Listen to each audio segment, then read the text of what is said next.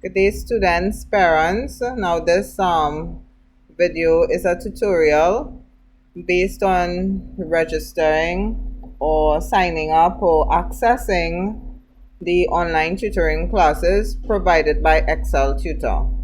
Now, when students inquire about the online classes, one of the first things that they ask is what website or which website they have to go to. Now, you don't have to go to a website initially. The first thing that you need to do actually is to send an email address to me, something that you are presently using that is accessible to you. Okay, so you send me a proper email via WhatsApp or text messaging or on Facebook, whatever media you actually use to contact me. Okay, so you send the email for me. Now I'm going to show you from a student perspective how you are actually going to log in to your to the site and get to your classroom.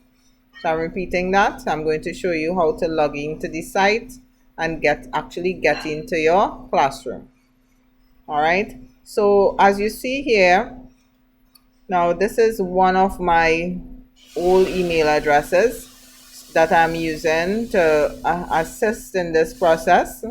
Now basically, even if I refresh, right, just to make sure, because you want to make sure, okay, that you didn't receive an email and you just didn't click refresh and it's not there somewhere. All right, nothing is showing up.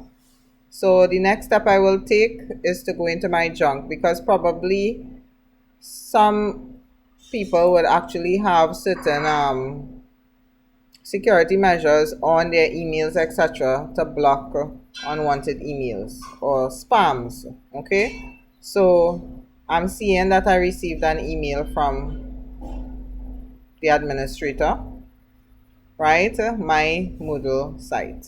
Okay, so I'm gonna open it.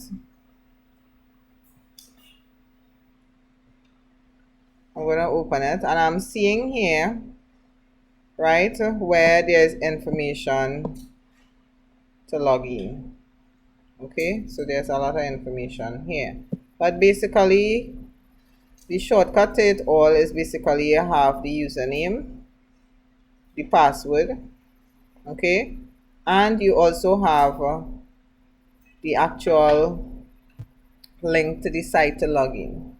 So the most logical thing to do is to get to the site, right? So I wouldn't try to memorize that. I would just copy and paste it into a new browser, right? Click enter, and I'm seeing here my old registration information. So I'm going to try to get to this new, because I am now presenting myself here as a student. So I'm going to copy and paste everything just to make sure, right? I want you to notice that the username is in all lowercase, or what we call common letters. There's no, because it is my first name Jane, it did not start with a capital letter. Okay, and also the copy and paste the password, because I don't want to make any mistakes and complicate things. Okay, so I'm logging in now. Okay, so I don't want to save this password. You can, however, or you should save your password, I should say, right? So that is important. Okay, but not now, because we have some situation going on here. If you look at this, we have username Jane. They want you to have a new password. I think the purpose of this basically is to make sure that you have a password that you can remember. Okay, right? So you can use an existing password that you use on something else, which is a lot of people do that. Okay, it may not necessarily be the most secure thing to do, but I mean, it's a classroom you are logging into. Okay, so I'm pasting back the same old password, which is the password that was given here in the email. This password, right? Sardine2RA. Okay, this is what I pasted back here. Now I'm going to create a new password, one that I will easily remember, or one that I can write down or something. Okay, right? So I save changes, right? Now, just for the sake of it, I'm going to show you here, right, that I am going to save the password. Okay, so for the people who have problems logging back in, I don't know what sort of system you are using, but in most devices they would ask you if you should save your password. If not, probably you need to go into your control panel, go into some setting or the other, and check on the situation of your device and try to fix that so that your device would be able to save passwords. Now that is your own personal preference. I could only advise you so much. Okay, so now I click continue. So basically I'm in. All right, I am in on the site, but I want to get into my classroom. I have all these things here, right? Should I read it? You can if you have the patience, if you want to. Okay, right? I'm trying to just do this quick tutorial for you all so that you will be able to reach somewhere a little faster. Okay, so they said before I continue, I need to acknowledge, right? I agree to the policies. I agree, right? Now, those were not written by me, right? I am using this Moodle site for my classrooms, okay? Right? So this was set up by a huge organization that actually does sites like this for universities, etc. So there, if you learn to use this by the time you reach the university, you should be able to navigate yourself on their website, because don't feel because you might be in a classroom you'll never have to go on a website and do any sort of online activity. You will be fooling yourself daily.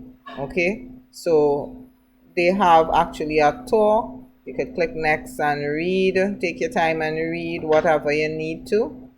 Okay, now I'm trying to move a little faster. Okay, so here, after all of that, I am seeing some things here on my right side here for my classroom. I have biology, I have decimals, because some of these classes I am in, obviously. I'm seeing here in the middle of the page some of my main classes. I'm in English A, I am in biology class, I'm in the social studies class, I'm primary level standard 4 class. So I'm seeing that I'm in a variety of classes. So okay, so that means the administrator, before I even entered here, the administrator had already entered me in all my classrooms. So let me click on my first classroom. Okay, so I'm in the English class. Okay, they attempted to give me a tour as well. You can take the tour if you need to. Okay, so I'm seeing here that the first item that was placed up was a summary writing tutorial. Let us see where that will take us. Oh, so this is taking us to a YouTube video. Now this YouTube video is supposed to be helpful and helping. Good day, everyone. If you listen, Today we are going to look at summary writing okay, so for the English students. Summary writing would be number one for your English examination. You did not have to reach the class at a certain time to get your tutorial. Your tutorial is there. It will remain there for the rest of the week, possibly the rest of the month or even longer.